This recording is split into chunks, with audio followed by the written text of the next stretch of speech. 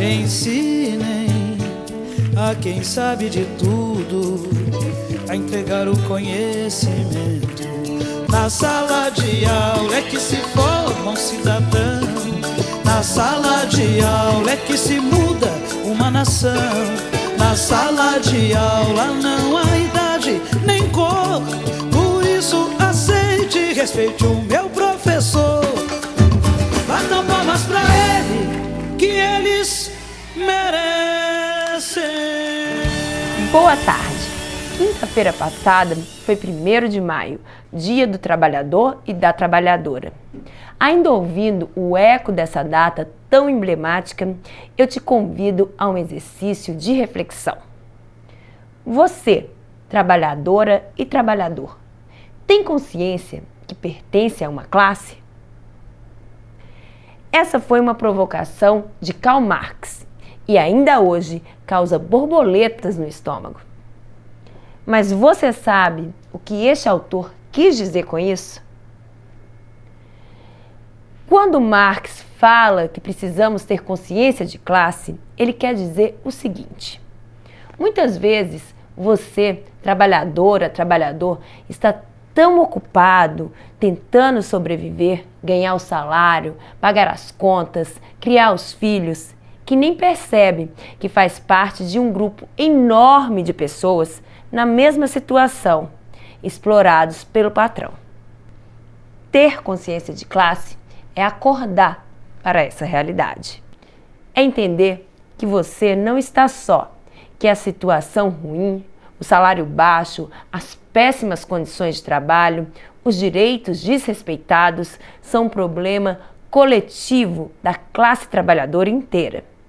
Quando a gente entende que existe uma divisão entre quem trabalha e quem lucra com o nosso trabalho, começamos a perceber que somente juntos, lutando como classe, podemos mudar essa situação. O 1º de maio serve exatamente para lembrar isso. Não é apenas um feriado, é um chamado à luta coletiva. E para repercutir os atos deste 1º de maio, nós vamos conversar hoje, em nosso programa, com a vice-presidenta da CUT Sergipe, Caroline Rejane. Sejam todos, todas e todos bem-vindos. TV Sintese está no ar.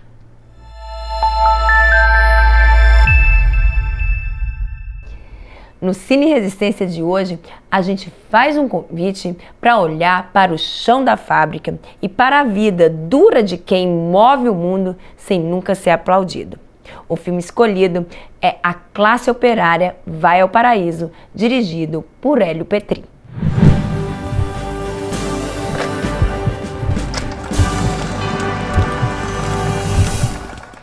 Uma obra que, mesmo lançada em 1971, continua atual como nunca. Fala da exploração, do ritmo alucinante do trabalho, da alienação e do despertar para a consciência de classe. A Classe Operária Vai ao Paraíso está disponível gratuitamente no YouTube.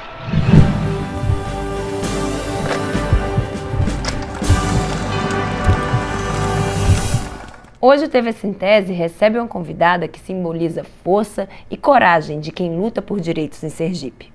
No último 1º de maio, os trabalhadores e trabalhadoras ocuparam as ruas para dizer basta à exploração, exigir justiça e lembrar que a nossa história é escrita com união, consciência de classe e resistência.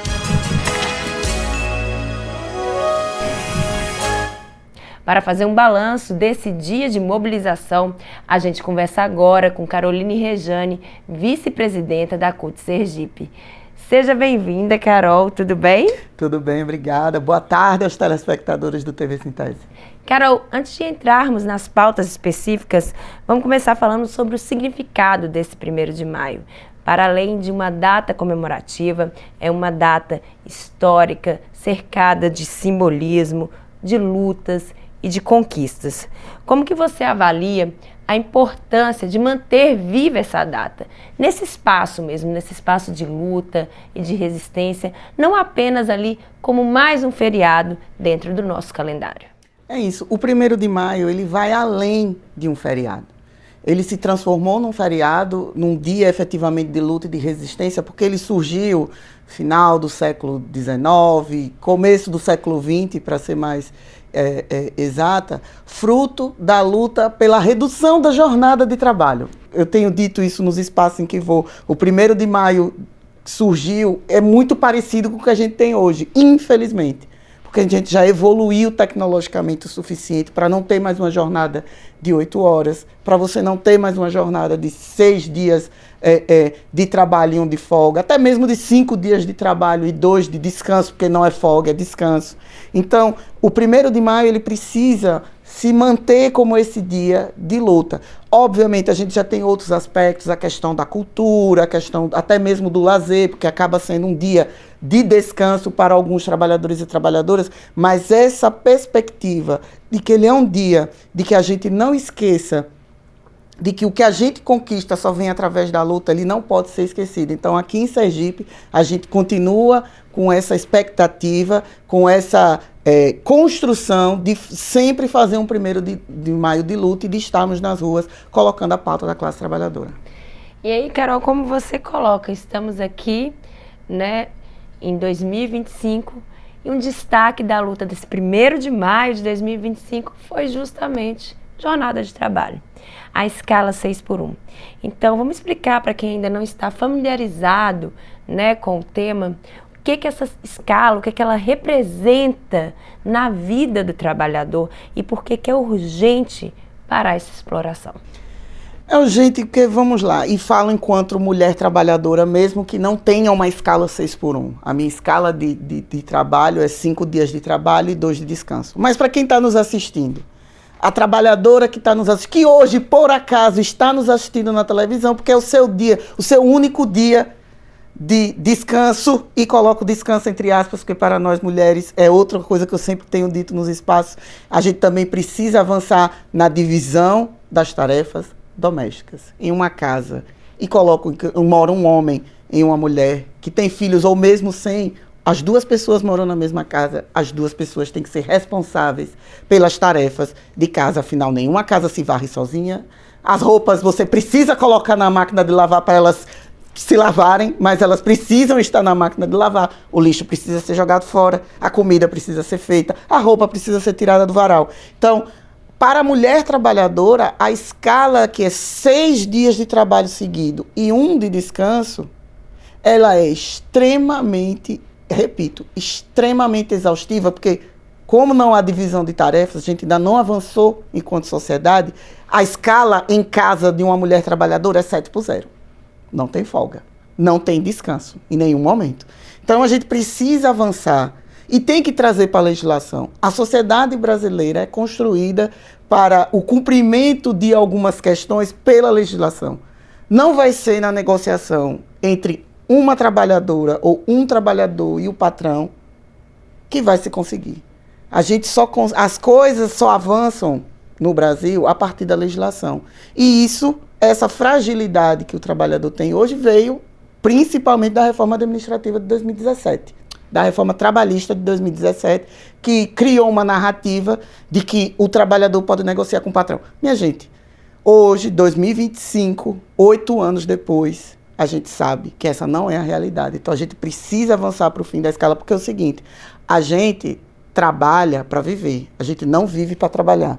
Pode parecer, não é uma simples troca de letra, de palavras, de ordem das coisas. A gente, volta a dizer, como na pergunta anterior, a gente já avançou na tecnologia o suficiente para a gente não precisar de 6 dias de trabalho e 1 dia de descanso, até mesmo de 5 dias e 2 dias de descanso. A gente já tem tecnologia o suficiente para ter uma jornada semanal de 36 horas, de 4 dias de trabalho e 3 de descanso, porque as pessoas precisam viver. Os seres humanos não foram construídos, em termos físicos até mesmo, para só trabalhar. Eles precisam de outras atividades, precisam de uma família, precisam de sua religião, precisam em algum momento efetivamente até não fazer nada. Então é importante a gente estar nessa luta, o que parece algo novo, mas não é de lá de trás, mas a história ainda não evoluiu o suficiente, nós não evoluímos o suficiente, não ultrapassamos o sistema capitalista para a gente ter que as pessoas vivam, trabalhem para viver e não vivam para trabalhar. Um outro ponto de pauta importante desse 1º de maio foi também a questão da revogação da reforma trabalhista, que você citou aqui brevemente na sua resposta anterior, e da reforma previdenciária. Carol, na prática, o que efetivamente essas reformas elas retiram de direito do trabalhador e por que o movimento sindical acredita, insiste para que esse retrocesso tenha fim, para que essas reformas sejam revogadas de uma vez por todas? Ao contrário da narrativa lá na época, aí a gente está falando de 2017 da reforma trabalhista e 2019 da reforma previdenciária, ambas pós-golpe. Em toda a fala eu faço questão, às vezes as pessoas podem estar em casa, mas essa mulher vai falar novamente do golpe. Vou falar do golpe, porque essas reformas só se concretizaram pós-golpe de 2016, depois da retirada da presidenta Dilma da presidência. A reforma trabalhista construiu uma narrativa de que menos direitos eram mais empregos. Em algum aspecto você pode até dizer, sim, tiveram mais empregos, mas que tipo de emprego? São trabalhos subempregos, subtrabalhos extremamente precarizados, onde o trabalhador trabalha por hora. Eu vou trabalhar 1 hora aqui, aí trabalho 2, 3 horas nessa empresa, isso quando consegue trabalha 2, 3 horas a outra. Quando você vai juntar tudo isso no final do mês, não dá um salário mínimo. E se colocou uma narrativa de que isso seria ótimo, que isso geraria novos empregos, e hoje, 8 anos depois, a gente tem essa realidade, onde a saúde física e principalmente a saúde mental dos trabalhadores e trabalhadoras de quaisquer áreas está extremamente fragilizada.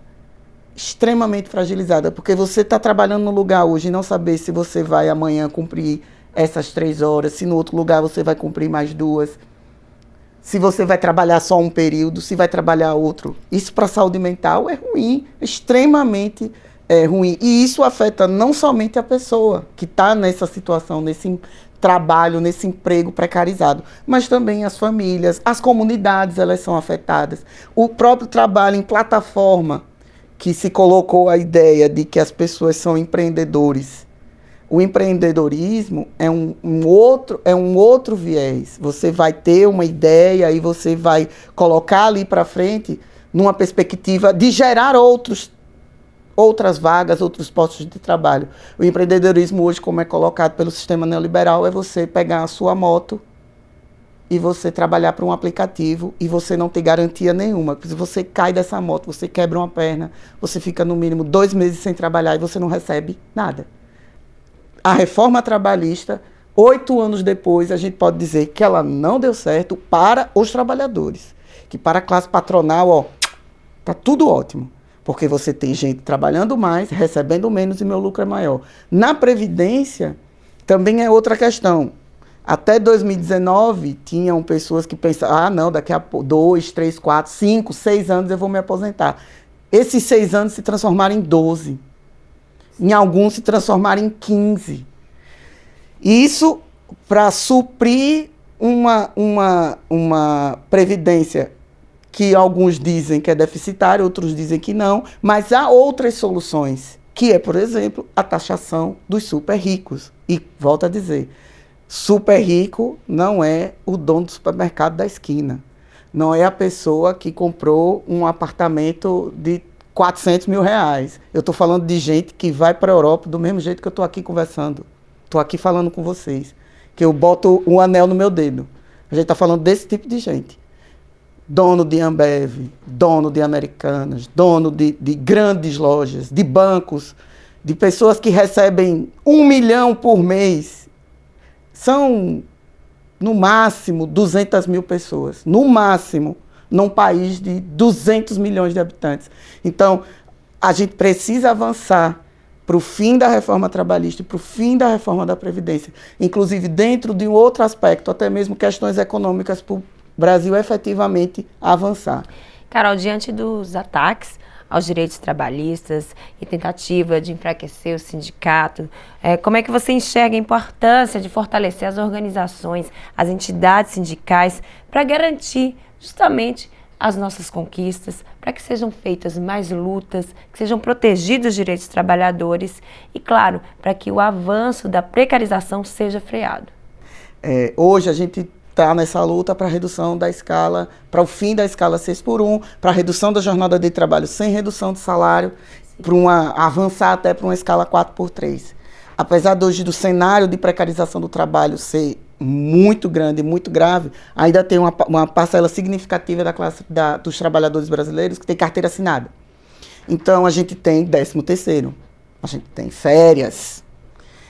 Lembro FGTS, a gente vai, estuda um pouquinho, dá uma pesquisada.